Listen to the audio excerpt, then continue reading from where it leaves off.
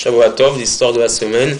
À l'heure où je vous parle, à Paris se fait un Mesdames et Malka, donc une réunion chassidique à la mémoire pour le mois du Rav Shmuel ben Rav Chaim Hillel Azimov. Le Rav Azimov, donc ça fait un peu plus d'un mois qu'il nous a quittés. Hier vendredi était le jour de ses Shloshim, donc du mois, et actuellement le Batou Babetch organise un Mesdames et Malka donc à sa mémoire. Je m'associe à cette dédicace. Claude Chaim Yosef Ben Aziza, notre ami boucher d'Épinay, Rivka Bat Mazal, ma tante Bila Bracha Bad Rachel, notre ami Messaouda Tuna Bat Esther, tante de Sergio et de son épouse, Shalom Ben Rachel, mon ami Eliaou Ben Michael, Avi Ben Sipora, la jeune mère de famille Sarah et Tibat Gota, Kakadosh Baruch Hu aide son époux et ses 4 enfants à supporter cette absence.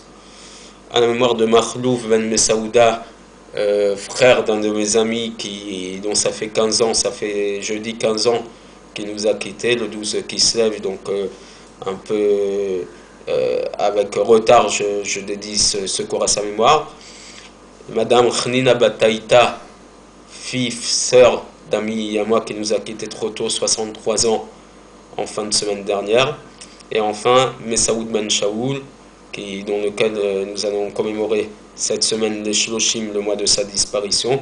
Donc pour toutes ces personnes et leurs familles, je souhaite une aliyat aneshama, l'élévation de l'âme de ces disparus, et qu'Akadosh Baruch Hu donne beaucoup de courage à leurs familles, enfants, frères, sœurs, petits-enfants. Ainsi que pour la Refoua Shelema de Shlomit Raya Bata Sarah Souira, sœur de mon ami, Rav Gabriel Ben Sultana, Zaza Bat Zairo, Zairo Bat Zaza, Aaron Ben Zaza, Yvette Sada Bat Zaza, donc mère et frère et sœur de mon ami Joseph qui se retrouvera, Zahava Devorah Bat Michel Michal, la jeune femme Ilana Mazal Bat Esther, le bébé Elon Ben Esther, Yaakov Ben Rachel, Rivka Bat Devorah, Rivka Bat Esther, Rinad Bat Chava, Asnat Bat Baïya, Patricia Bat Myriam, le jeune homme Jonathan Shimshon Ben Bako, le bébé Odaya Chaya Bat Viki Rivka Shila, Chaim Michael Ben Rivka, Machlouf Ben Chaya, mon père David Ben Rachel, évidemment mon oncle Yehuda Ben Rachel, Mike Meya Chaim Ben Simcha, Esther Bat Rachel, Shalom Ben Abraham, Chamouz Ben Rachel, Eliyahu Ben Shlomo, le frère de mon ami Ilan Eliyahu Ben Ibet Chana, Chaim Ben Chamous, Abraham Ben Luiz, Yosef Ben Abraham, Myriam Bat Zora, mon cher et jeune ami Ilan Shimon Ben Arlet Fanichana. Je lui souhaite beaucoup de courage puisqu'on a commencé la semaine dernière les premiers cours pour sa bar mitzvah. Kadosh Baruch Hu lui donne beaucoup de force pour continuer dans ce chemin. Corinne Bat Faustin, Michael Refel Ben Gzala, Aziza Bat Kamir, Léa Bat Rachmuna, Atou Bat Kamuna, Ephraim Ben Tataodet, et enfin Yosef Ben Julechaya. Pour tous et toutes, je souhaite une refoua shlema.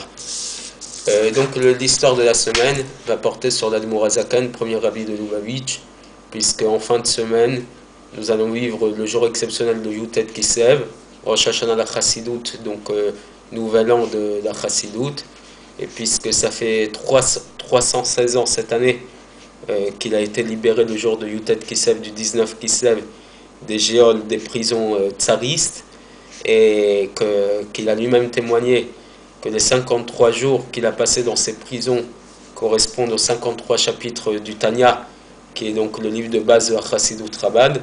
J'aimerais rapporter une histoire qui s'est passée lorsqu'il était en prison.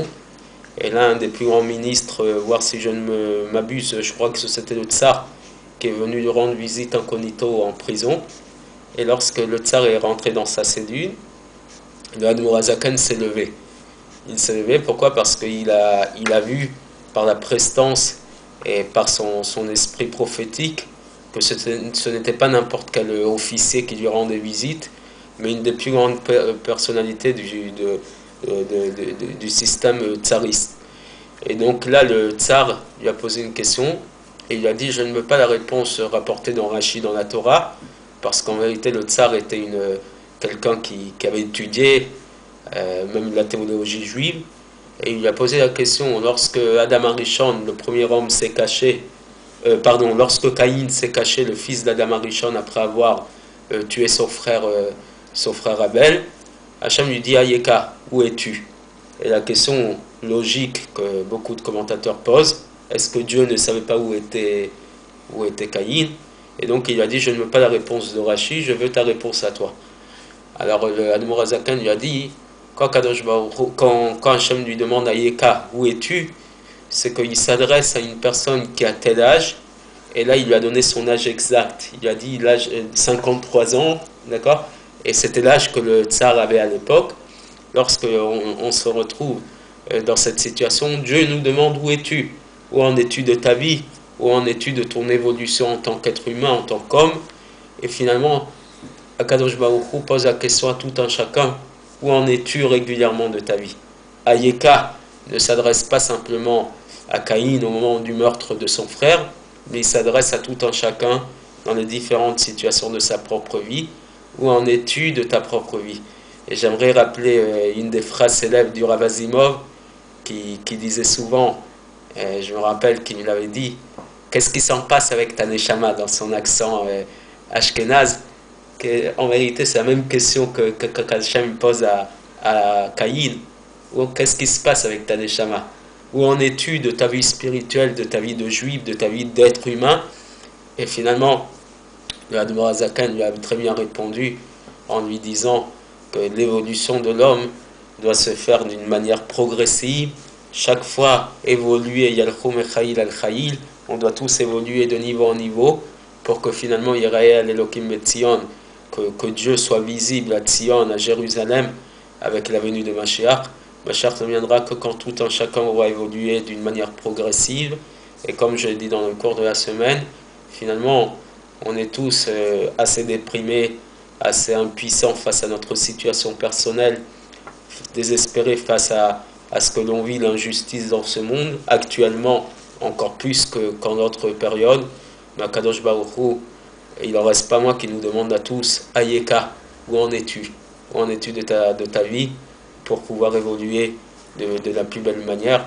J'espère que la réponse que l'on pourra lui apporter, c'est une réponse positive, que j'évolue tous les jours, et malgré les difficultés de notre vie, j'espère qu'il nous aidera à être de plus en plus joyeux, de plus en plus vivants, enthousiastes dans notre comportement, et que l'on vivra Beyamenu Ele très rapidement la venue de Mashiach, la Geoula Mitit Vashema, la résurrection des morts, la délivrance avec la venue de Mashiach très très rapidement, et qu'on peut-être on fêtera la fête de Hanouka, puisqu'elle fait partie des deux fêtes avec Purim, qui vont rester en état tel quel, d'accord, que l'on puisse vivre dans le troisième temple reconstruit, et qu'on puisse revivre le miracle de Hanouka, les 8 jours de lumière, avec une seule fiole d'huile, cette année même. Shabbat Tov et à la semaine prochaine.